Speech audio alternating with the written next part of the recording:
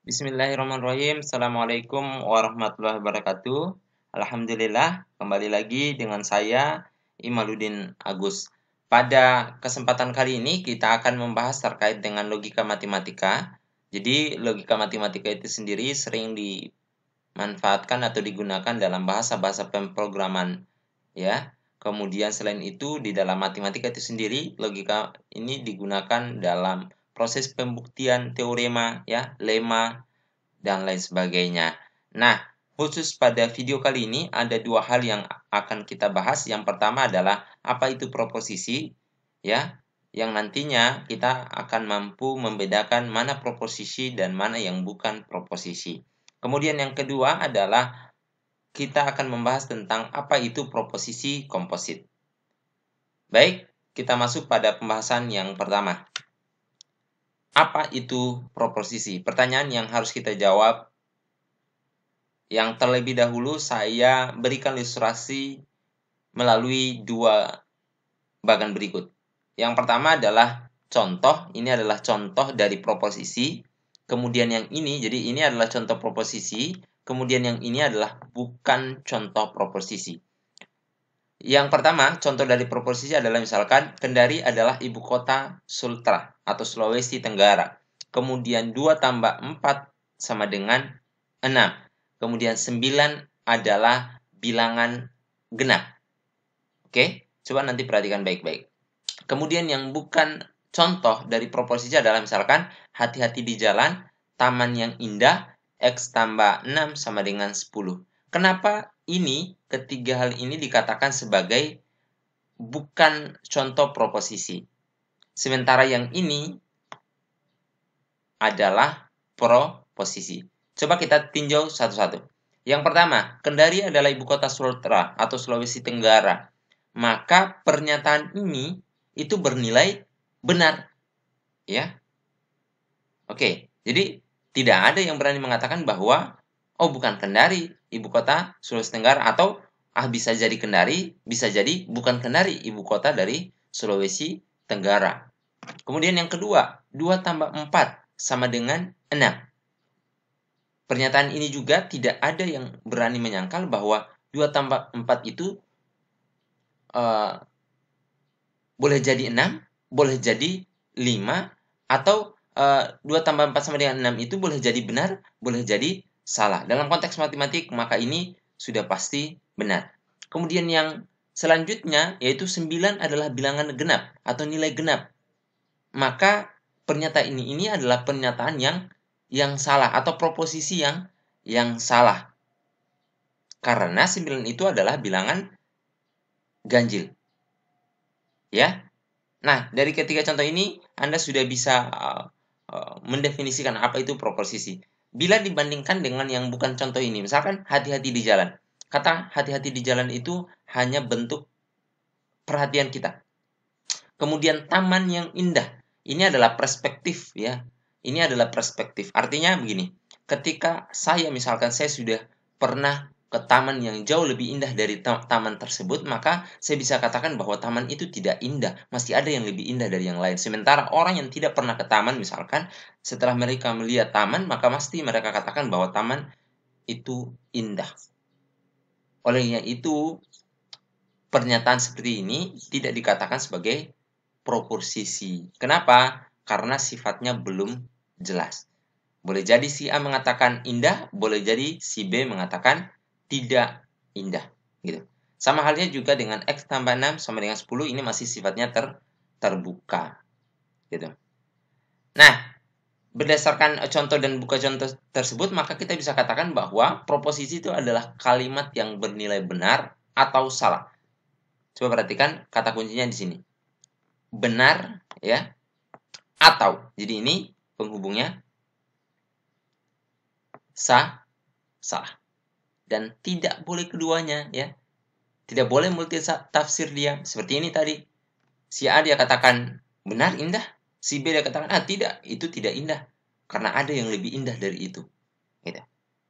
Oke, jadi kata kunci dari proposisi itu kalimatnya harus bernilai benar atau salah. Tidak boleh keduanya. Nah, seperti tadi ini benar, ya. Ini benar, kemudian ini benar, kemudian ini salah.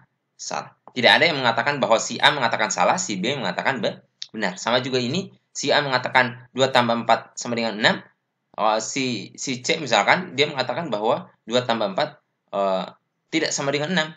Artinya tidak ada lagi pertentangan di dalamnya. Sehingga itu dikatakan sebagai proposisi atau pernyataan. Baik, kita masuk pada pembahasan yang kedua, yaitu terkait dengan proposisi komposit. Apa itu proposisi komposit? Kalau ini kita partisi menjadi dua, tadi kita sudah membahas tentang proposisi, ya, yang mana proposisi itu diartikan sebagai kalimat atau pernyataan yang benar atau salah, atau yang sudah pasti, atau tidak ada kebimbangan di dalamnya. Sementara komposit itu artinya majemuk atau pernyataan yang lebih dari satu. Ya, jadi kalau tadi misalkan hanya satu pernyataan, yang ini digabung menjadi menjadi dua atau lebih pernyataan. Nih, proposisi komposit adalah proposisinya memuat perangkai atau penghubung. Ya, jadi ada yang menghubungkan antara pernyataan yang satu dan pernyataan yang lain. Ada 5, ya. Proposisi komposit, yang pertama kita kenal namanya konjungsi, ini dibaca dan, ya, ini dibaca dan. Kemudian disjungsi dibaca atau, ya, ini atau. Kemudian implikasi dibaca maka.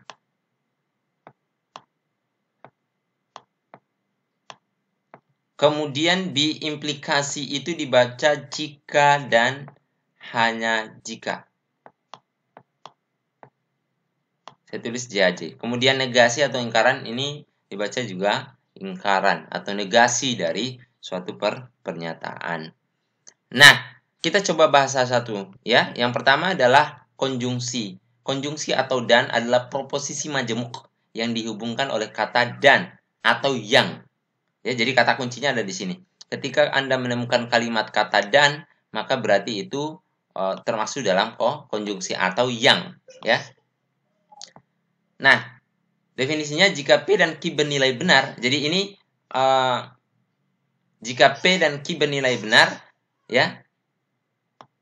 Ini tidak pakai jika, ya. P dan Q bernilai benar jika P benar dan Q benar.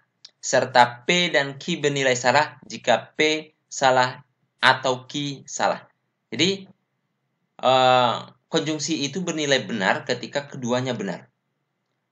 Sedangkan dia bernilai salah ketika salah satunya saja salah. Jadi tidak butuh dua-duanya salah baru salah. Ya. Berikut tabel kebenarannya. Untuk konjungsi, ya, kita punya pernyataan P dan pernyataan Q. Ketika pernyataan P benar, Q benar, maka konklusinya atau konjungsinya benar. Dan yang lainnya selain ini, maka salah. Contoh, misalkan kita punya pernyataan P, virus corona berasal dari Wuhan, ya.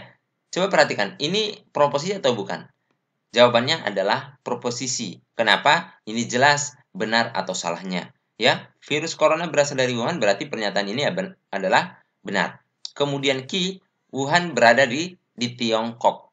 Nah, ini juga pernyataan yang benar. Maka P dan Q berarti kita bisa menuliskan virus corona berasal dari Wuhan dan Wuhan berada di Tiongkok. Ini adalah konjungsi yang benar. Nah, selanjutnya kita masuk pada disjungsi. Kalau tadi konjungsi menggunakan kata dan atau yang, maka di dalam disjungsi kata kuncinya ada pada kata atau. Bahasa atau berarti kita memilih, ya, dia atau saya, ya kan? Ini bahasa ala-ala anak muda sekarang, dia atau saya. Nah, jadi kita harus memilih, tidak boleh keduanya. Nah, definisinya seperti ini. P atau Q bernilai benar jika P benar atau Q benar. Jadi, salah satunya saja benar, pasti pernyataan itu benar. Dan pernyataan P atau Q bernilai salah jika P salah dan Q salah. Jadi, ketika keduanya salah, maka disjungsinya juga salah. tabel kebenarannya adalah seperti ini, ya. Jadi ketika salah satunya saja, misalkan P-nya yang benar, yang lainnya salah, maka P atau Q-nya juga benar karena sifatnya kita memilih. Dia bernilai salah ketika keduanya salah, ya. Karena tidak ada pilihan lain, maksudnya pasti pilihannya tetap salah semua. Sebagai contoh misalkan, 7 adalah bilangan prima. Ini adalah pernyataan yang benar. Kemudian 7 bilangan genap. Ini adalah pernyataan yang salah. Kemudian P atau Q berarti 7 bilangan prima atau genap. Jawabannya adalah ini juga benar. Karena 7 itu kita tinggal memilih apakah 7 itu bilangan prima atau genap. Jawabannya adalah bilangan prima, ya. Jadi pernyataan ini adalah benar. Selanjutnya kita masuk pada implikasi. Nah, implikasi ini akan sering kita gunakan dalam pembuktian matematik, khususnya untuk membuat pembuktian bukti langsung. Kemudian yang kedua untuk pembuktian kontraposisi, ya, kontraposisi. Nah, implikasi itu diartikan sebagai proposisi majemuk yang berbentuk jika maka, ya, jika X maka sekian, ya. Jadi ini dibaca maka.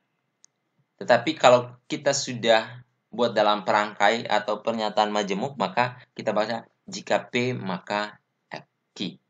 Nah, definisinya misalkan pernyataan P maka Q dapat dibaca jika P maka Q. Dalam hal ini P itu adalah anteseden, sedangkan Q disebut konsekuen. Artinya P, ya, P merupakan penyebab Q atau Q diakibatkan oleh P. Misalkan dia sakit karena tidak olahraga. Dia tidak masuk karena sakit. Artinya, penyebab dia tidak masuk kan dia sakit, gitu. Ada namanya antiseden, ada namanya konsekuen. Nah, ini tabel kebenaran dari implikasi, ya. Suatu pernyataan dikatakan salah, jadi saya ambil saja ya. Ketika ya P-nya benar, Q-nya salah, maka implikasinya adalah salah. Nah, ini proposisi yang terkait dengan implikasi. Misalkan kita punya P, ya, kita punya P maka Q, maka kita bisa menuliskan Q maka P disebut sebagai konvers dari P maka Q, kemudian ingkaran P maka ingkaran Q disebut dengan inverse dari P maka Q, dan ingkaran Q maka ingkaran P disebut dengan kontraposisi dari P maka Q. Maka untuk bukti yang kontraposisi ini kita bisa gunakan seperti ini, ya. Artinya ketika kita membuktikan suatu teorema misalkan atau pernyataan, ya, atau proposisi P maka Q, boleh kita tunjukkan dengan mengatakan bahwa yang pertama ingkaran Q kemudian akan menghasilkan atau konsekuensinya pasti dia akan memperoleh ingkaran P. Ini kita akan bahas pada pertemuan-pertemuan selanjutnya. Selanjutnya kita masuk pada biimplikasi. Biimplikasi adalah proposisi majemuk yang berkaitan dengan kata jika dan hanya jika, ya. Jadi di sana itu biasanya saya singkat dengan JHJ, ya, jika dan hanya jika. Artinya apa? Ini bisa kita katakan bahwa pernyataan P ekuivalen dengan Q atau P syarat cukup Q. Ketika kita bicara ekuivalen, berarti kita tinjau dari kanan ke kiri benar dan kiri ke kanan juga harus benar. Tidak boleh hanya pada satu sisi. Namanya ekuivalen, namanya sama. Saya ya saya bukan dia, gitu, ya. Seperti ini misalkan, coba perhatikan. Oke. Ini ada. Nah, coba Anda lihat, ya. Tabel kebenaran untuk biimplikasi bahwa ini kan ekuivalen, artinya berarti pernyataan ini benar, ya, pernyataan komposit ini benar ketika keduanya benar atau keduanya salah. Karena kalau kita tinjau dari kiri dan kanan, ini ekuivalen. Sementara ini kan tidak ekuivalen. B benar, salah, benar. Makanya di sini kesimpulannya adalah salah. Nah, gitu. Selanjutnya, banyak hal sebenarnya di biimplikasi ini. Contohnya misalkan si A berjenis kelamin laki-laki jika dan hanya jika si si A berjenis kelamin perempuan. Kan tidak boleh, ya. Yang boleh ketika si A misalkan berjenis kelamin laki-laki juga. Artinya karena dia A itu harus ekuivalen, ya. Begitu.